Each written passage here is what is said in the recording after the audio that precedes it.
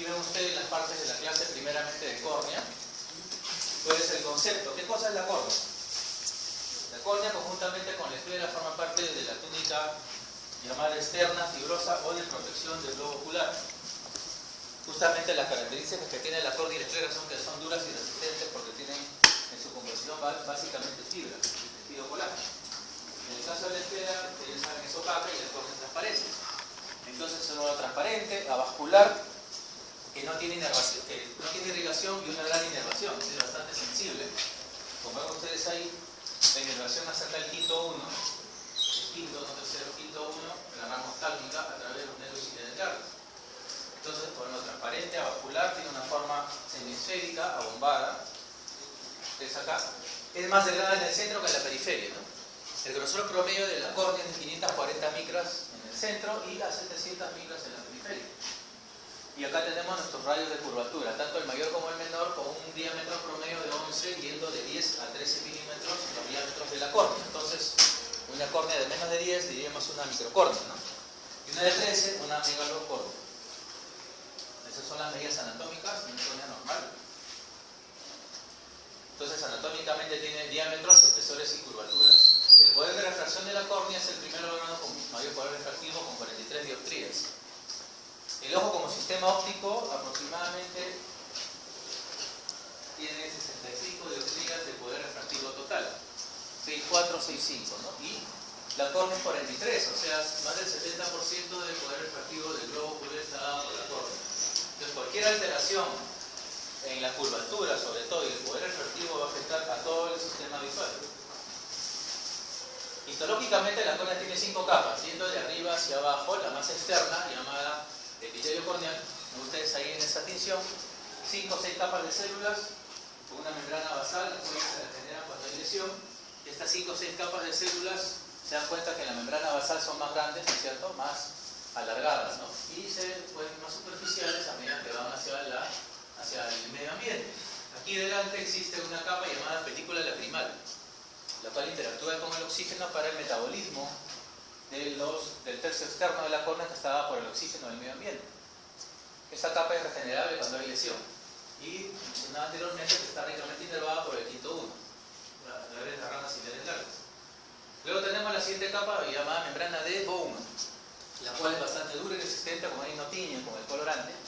Y cuando hay una lesión no se regenera.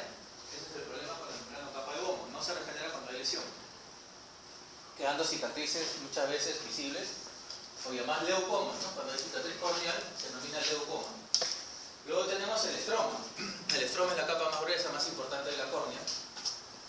Igualmente llega a tener un grosor hasta de 500 micras, o sea, prácticamente más del 80% del grosor corneal está dado por el estroma.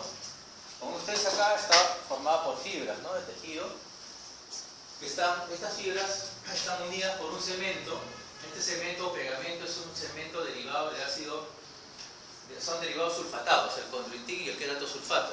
Forman básicamente este cemento que une estas fibras y las mantiene unidas, teniendo un mismo índice refractivo entre ellas de 1.375, el cual hace que esta córnea sea transparente, este mismo índice refractivo entre estas fibras. Acá ven ustedes unos núcleos teñidos, un poco, ¿no?, de color violáceo, son los núcleos de los llamados queratocitos o células corneales. Estos queratocitos son importantes para la regeneración del estroma de la córnea, o sea, la córnea sí se regenera cuando hay lesión, contribuyendo mucho los queratocitos para cubrir estas lesiones que puede ocasionar por cualquier noxa el estroma. El estroma básicamente hace que la córnea sea hidrófoba, es decir, que rechace naturalmente el agua. Ese es su estadio natural de la córnea, es hidrófoba. Luego tenemos la capa o membrana de DSM, el cual está formada por colágeno tipo 4, es bastante elástica. Y esta capa o membrana de DSM sí se regenera cuando hay lesión, también, igual que el estroma, puede regenerarse. De hecho, que en algunos traumas o cirugías vamos a ver unas estrías como especie de líneas. Cuando examinamos una córnea y vamos a ver una especie de estrías de DSM, así se llama, las cuales después van a regenerarse y van a volver a clarificar a la córnea, ¿no? Finalmente tenemos la última capa, que es el endotelio corneal. Es una sola capa de células de forma hexagonal con grandes núcleos. Estas células no se regeneran, es decir, uno nace y cuando ya va envejeciendo se van muriendo estas células endoteliales, van muriendo por oxidación, ¿no? Por la edad misma van muriendo, entonces obviamente van encontrando acá agujeros o huecos que no se pueden, digamos, suplir. Las células restantes tratan de crecer para tapar los huecos, pero no lo pueden hacerlo, entonces obviamente aquí abajo está el humor acuoso. Entonces muchas veces el humor acuoso ingresa edematizando la córnea. Entonces esta manera el endotelio es importante porque mantiene, con sus células y su estructura, mantiene la presión de tal manera que la córnea no se hincha, no se degenera, no se inflama. Algo tiene que ver también en la clase de glaucoma sobre presión del ojo y grosor. Eso vamos a ver posteriormente, pero lo importante es que el endotelio no se regenera. Entonces, cuando hay menos de cierta cantidad de células por milímetro cuadrado, estas células van a comenzar a, digamos, a evitar que ingrese el agua. No van a conseguir evitar eso. Menos de 1000 células por milímetro cuadrado sería el número, digamos, crítico en este caso. Menos de 1000 células por milímetro cuadrado. 78% de agua es en general la córnea. Y como decía, por delante del epitelio tenemos la película lacrimal que está formada por 3 capas. Acá está el grosor en general hasta 10 micras. La capa lipídica, que es la capa más externa, la que está en contacto con el oxígeno mismo del medio ambiente. Esta es la estructura, está digamos, secretada por las glándulas del meibomio de los párpados, de Sykes y de Moll, que son pequeñas glándulas sudoríparas, y en este caso también sebáceas, que están ubicadas en el mismo párpado también, ¿no? La capa acuosa, que es la más grande, la más gruesa, en la capa central de la película está dada por la secreción de las glándulas lacrimales, las principales y las accesorias. Las principales, las que están en el cuadrante superexterno de la órbita, y las accesorias, que son las de Krause y Walgren, que están ubicadas en la conjuntiva. Entonces la conjuntiva también contribuye con la capa acuosa a través de estas pequeñas glándulas de Krause y de Walgren, que son accesorias. Y finalmente la capa mucina, que es la capa más interna, la que está en contacto con el mismo epitelio. La función es evitar la evaporación, la capa lipídica, y la capa de mucina es la distribución uniforme, más o menos con la misma tensión superficial de la capa de mucina. Está dada por la secreción de las Clovet cells de la conjuntiva, por células caliciformes. Estas células caliciformes tienen en particular su metabolismo, ¿no? de la vitamina A. O sea, es decir, los betacarotenos contribuyen al metabolismo de las caliciformes, y si falta betacarotenos vamos a tener capa de mucina deficitaria. Si vamos a tener patología de glándulas lacrimales, capa acuosa deficitaria. Patología de esto, de los párpados, capa lipídica. Por ejemplo, una blefaritis,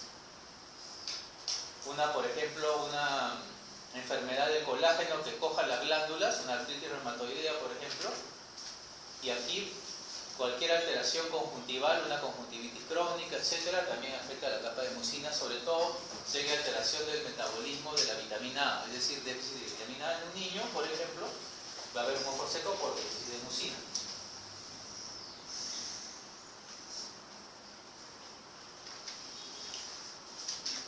Acá tenemos la fisiología. La córnea tiene 3 funciones, básicamente, ¿no? Transmite la luz, por lo que es un órgano transparente, avascular. Protege, por del latín corneus, que quiere decir cuerno, es su gran dureza de la córnea. Y la función refractiva, que es la más importante, tal vez, ¿no? Como decía, tiene 43 dioptrías de promedio digamos, de poder refractivo. ¿Qué cosa quiere decir esto? Una córnea plana, menos de 43 significa una córnea de bajo poder, ¿no es cierto? En cambio, una córnea de 43 o más de 43 significa una córnea de alto poder refractivo, o sea, una córnea curva. De córneas planas, bajo poder. Córneas curvas, más de 43 es de alto poder, ¿no? ¿Cómo examinamos una córnea? Ahí están los métodos para examinar la semiología de la córnea. Lo hemos visto, normalmente es un órgano transparente avascular y que tiene una gran inervación. Entonces, estos son los métodos para examinar una córnea. La lámpara de hendidura, que ustedes ya han visto también en el servicio, la biomicroscopía, nos va a permitir ver las capas de la córnea. La curvatura central por la queratometría, que puede ser manual o automatizada. La topografía, que sí nos permite ver toda la córnea en su superficie, sus diámetros, curvaturas, todo anatómicamente, ¿no es cierto? Acá en colores está graficado las dioptrías, ¿no es cierto? Más o menos aquí es el promedio de 43. ¿Ves? Córnea, por ejemplo, esta es una córnea muy curva, estaría teñida de rojo, córneas con alto poder. Córneas planas con bajo poder, menos de 43.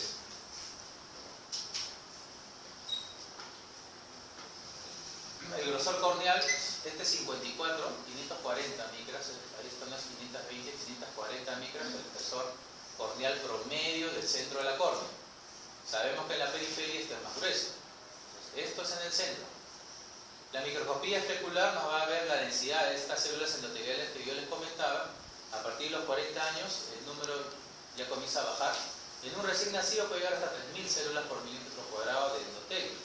Pero a partir de los 40 va bajando. Entonces, cuando queremos saber cuál es la densidad, hacemos una microscopía especular y podemos determinar la densidad de estas células endoteliales. Menos de 1000 células, hay altas posibilidades que esta córnea se descompense. El esteciómetro también nos sirve para medir la sensibilidad de la córnea, para ver si es que se pierde la sensibilidad. Hay muchas enfermedades que vamos a revisar que podrían perder sensibilidad de la córnea. Comenzamos por las anomalías congénitas, ¿no? En general.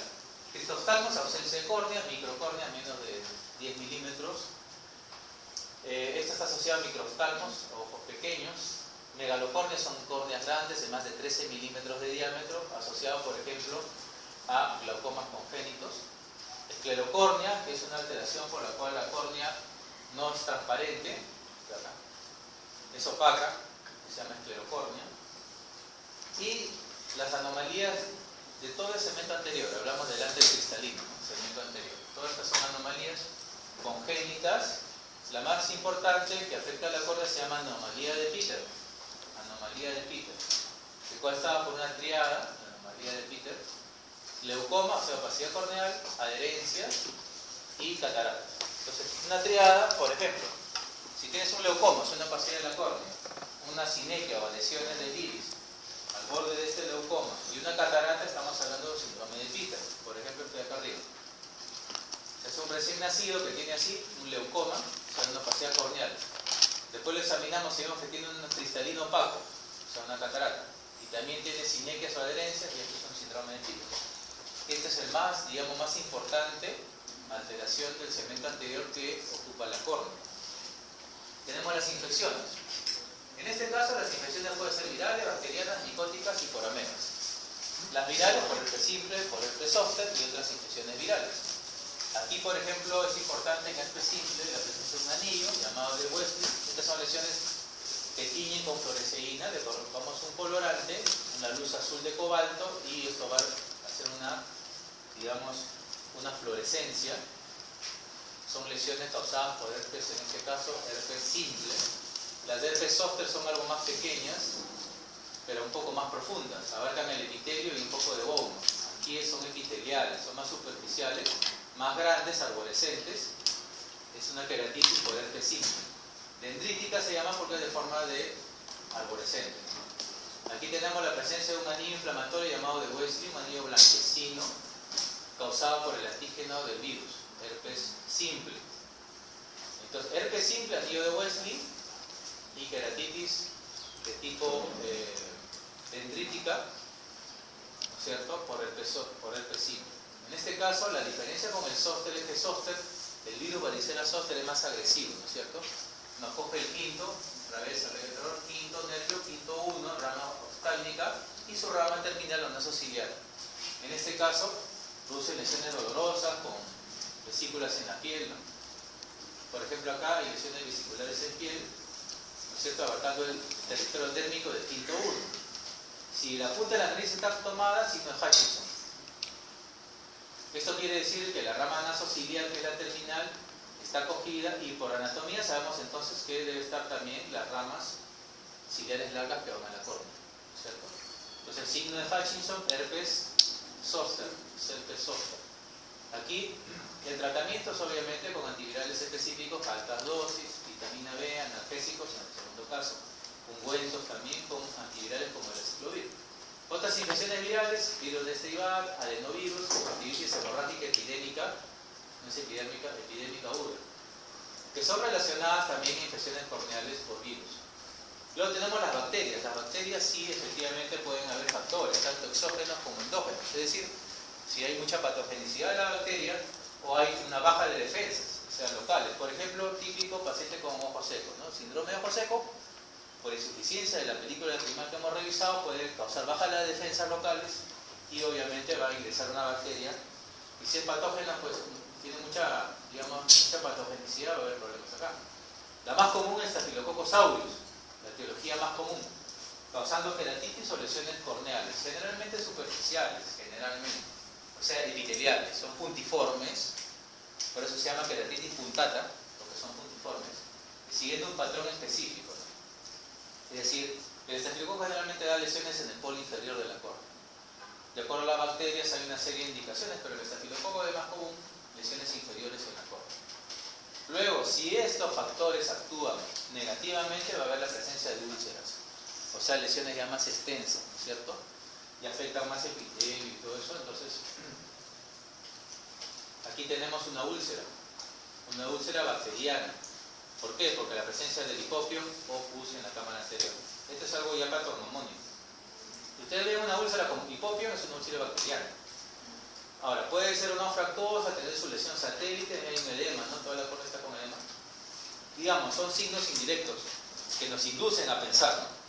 Pero basta que tenga Licopium, ya esta es una úlcera definitivamente bacteriana y tiene que ser tratada como tal. Es decir, tiene que haber un tratamiento agresivo con antimicóticos, con antibacterianos, porque si no, obviamente, esto de allí va a producir una perforación. Entonces sí se utilizan gotas de quinolona, generalmente tercera, cuarta o quinta generación, para volver a atacar, ¿no? En cambio, las úlceras por micosis, básicamente por filamentos y levaduras, aquí están las etiologías más frecuentes. El fusarium es un filamento y la cándida una levadura. Básicamente aquí en pacientes inmunocompetentes y acá inmunodeprimidos, básicamente, ¿no? Pero los hongos sí causan también lesiones severas, ¿no? Estas lesiones pueden ser también así grandes, aparatosas, pero no cursan con Licopium.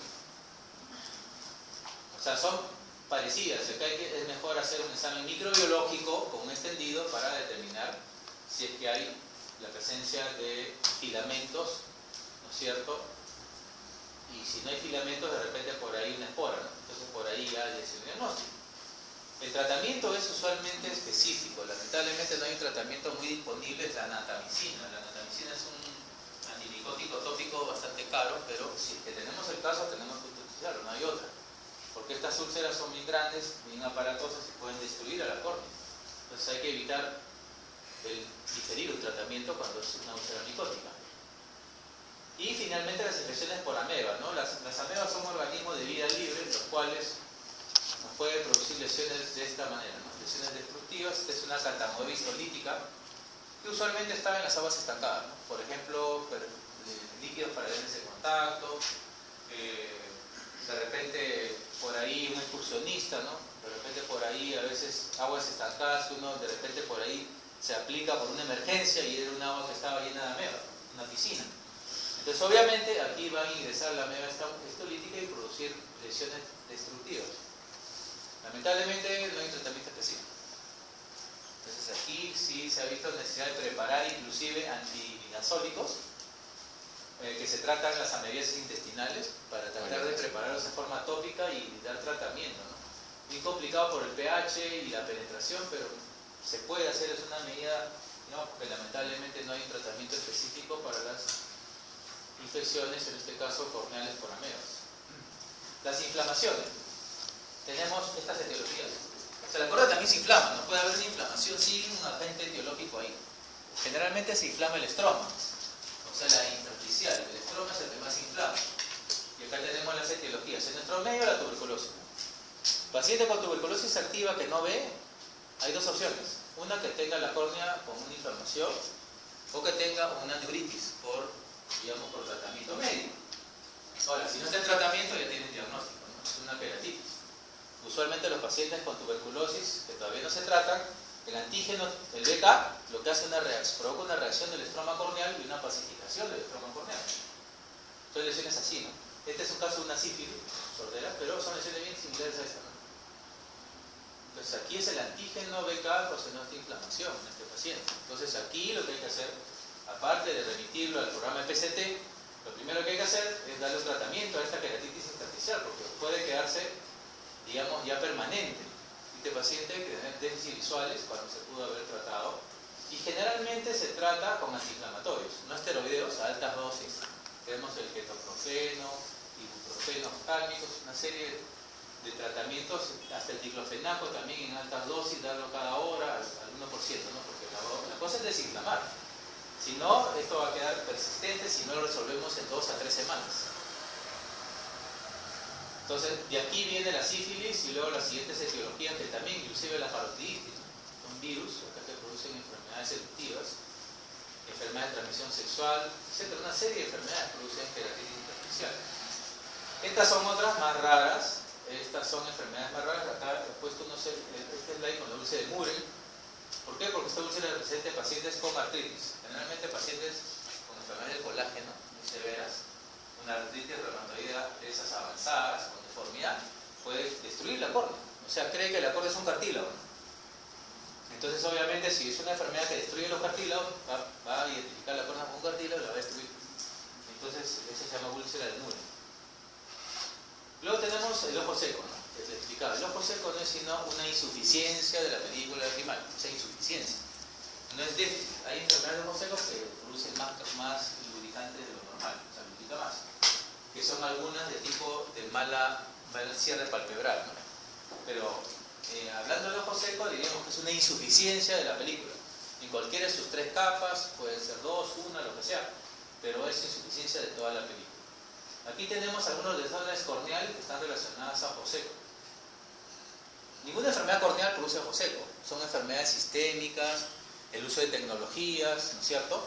Muchas veces falta de parpadeo, lesiones palpebrales, traumas oculares, etcétera, ¿no?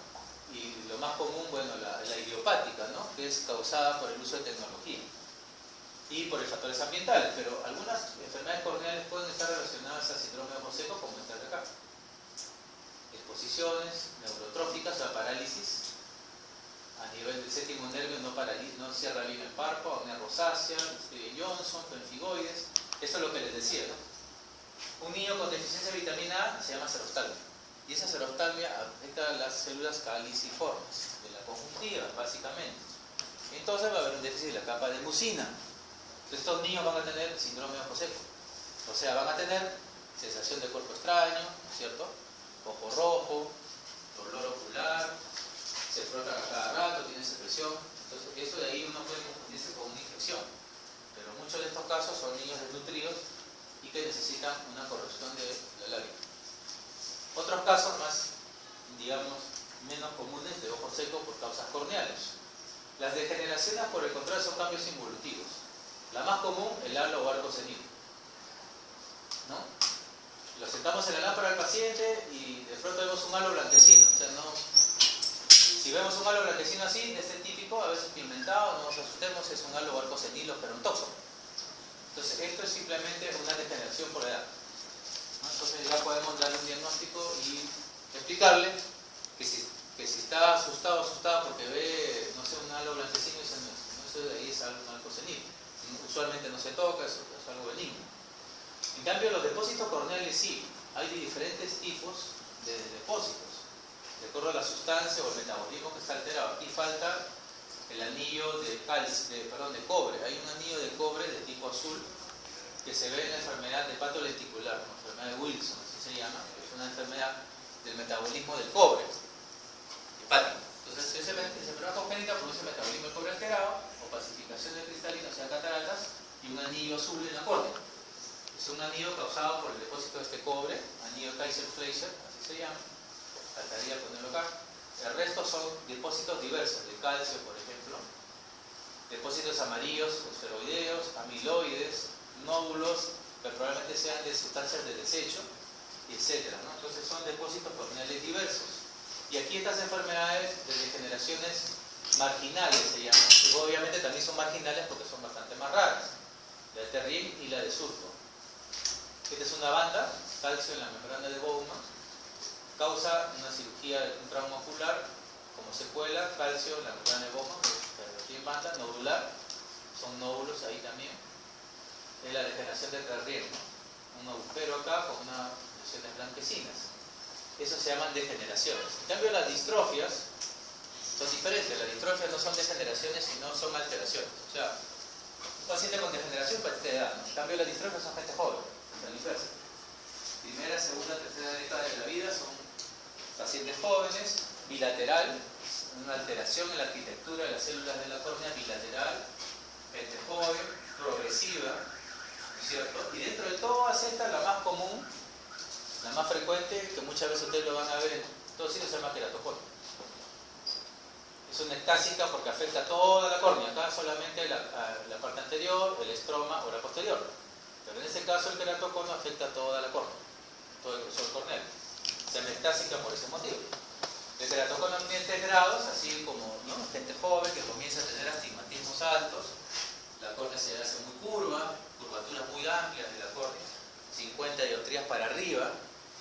Entonces aquí ya la córnea se comienza a adelgazar y comienza a tener problemas en su arquitectura. Estos 3 grados se corrigen de acuerdo al grado. Hay tratamiento quirúrgico, tratamiento médico, de acuerdo al grado.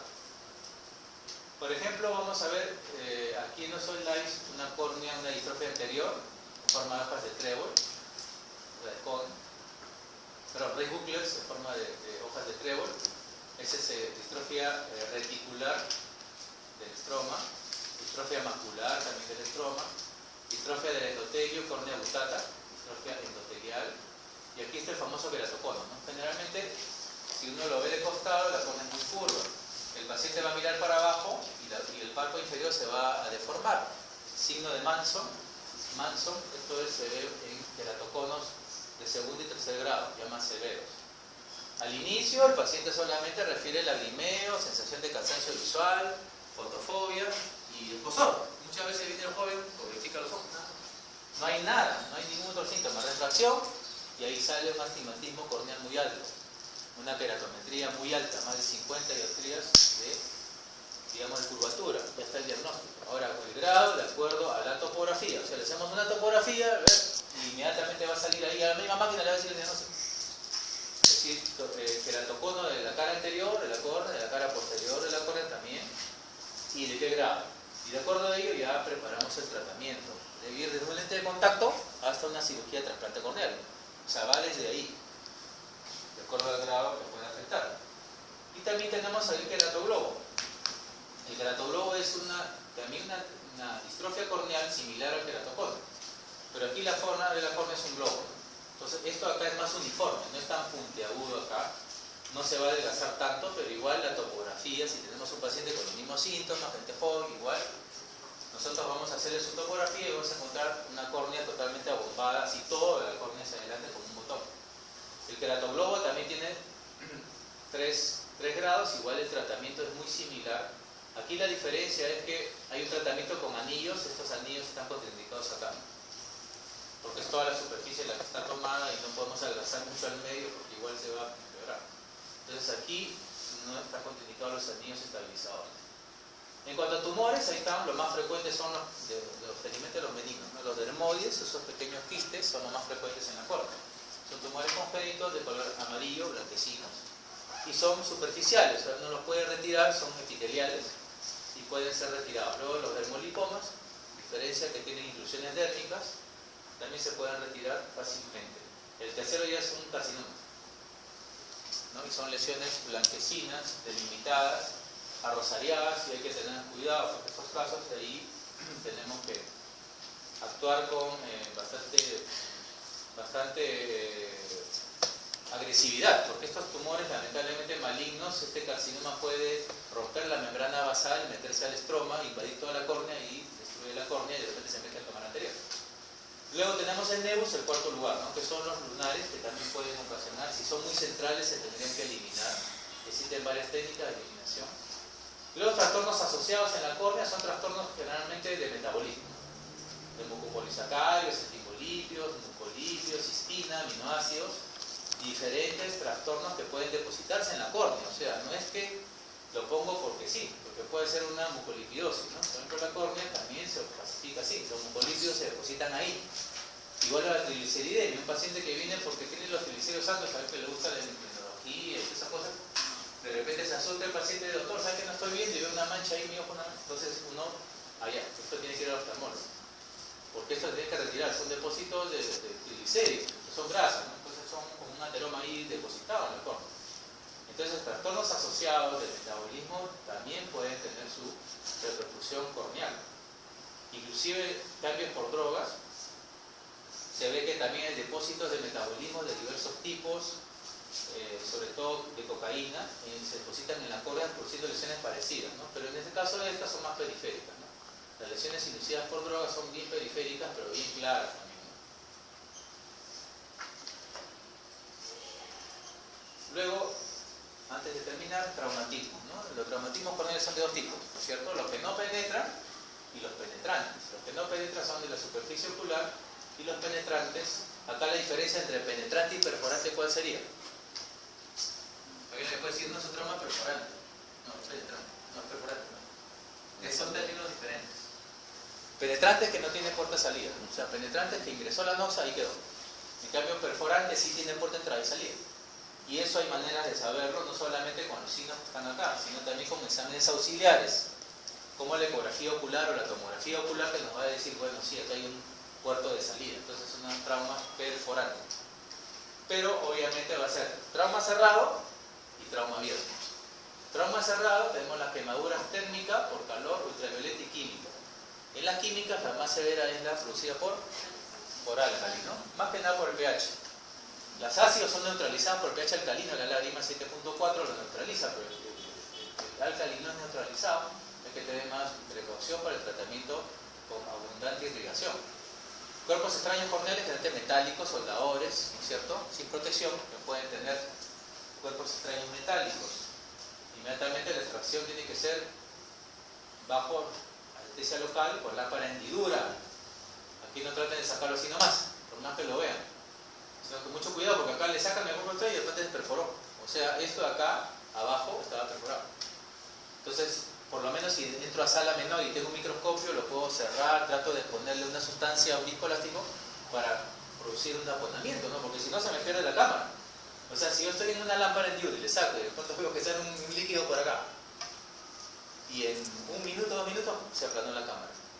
Entonces se complicó todo. Entonces la idea es entrar, sí, puede ser correcto, pero en una emergencia es mejor entrar, si tenemos disponible la sala, ahí acostado.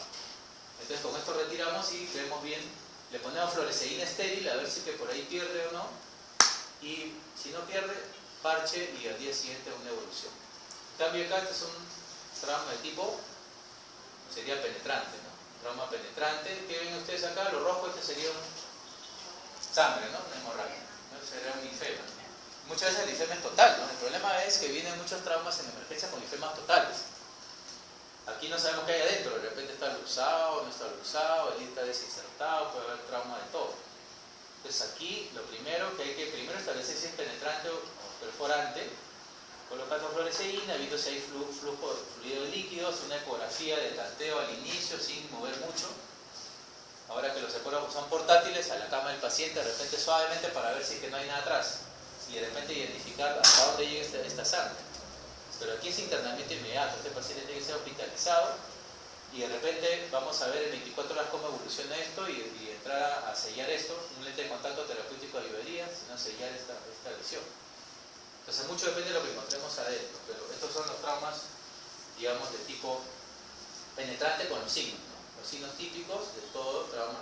T de Seidel le decía con la fluoresceína, ¿no? O sea, usted le coloca fluoresceína, luz azul, ¿no es cierto? Positivo significa que hay penetración o perforación. En cambio negativo significa que es solamente de la superficie, o sea, no es un trauma abierto sino cerrado. Y finalmente sobre cirugía, ¿no? En la mayoría de pacientes que hemos visto, trasplantes corneales, ¿no?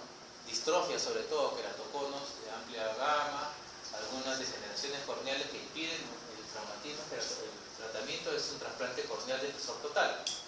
Pero también puede ser lamelar, ahora últimamente está diciendo una parte, ¿no es cierto? También las prótesis están ahorita ocupando un lugar, o sea, córneas artificiales que también pueden ser trasplantadas en una córnea, por ejemplo, lesiones ya irreversibles que cruzan por leucomas, ¿no es cierto? Hay procedimientos también de cirugía refractiva, que últimamente, bueno, básicamente es el LASIK con el femtosegundo, ¿no? Que es un láser especial que nos abre una especie de lámina micrométrica, ¿no? Para evitar problemas de descompensación. La córnea se descompensa fácilmente si ustedes le alteran demasiado su anatomía. Si tienen una córnea muy delgada y quieren operar una miopía, le pueden producir tal desplazamiento que produce una ectasia y el ojo se perfora. Entonces hay que tener mucho cuidado para la cirugía refractiva, ver bien el paciente, y como todo ahora está ya digitalizado, entra a un programa, ¿no? O sea, de acuerdo a la máquina que tengan, le meten los datos y la máquina más o menos ya le va orientando, le dice cuánto sacar, cuánto excitar. Pero básicamente esto es para miopía y astigmatismo, ¿no? Hipermetropías, presbicias todavía no está muy bien patentado el uso. ¿Alguna pregunta con respecto a córnea? Este, por ejemplo, es el histórico, para ver cómo se hacía antes, ¿no? Se hacían rayas, esto se llama esto es una queratotomía radial, ¿no? Que se hacía antes para corregir miopías.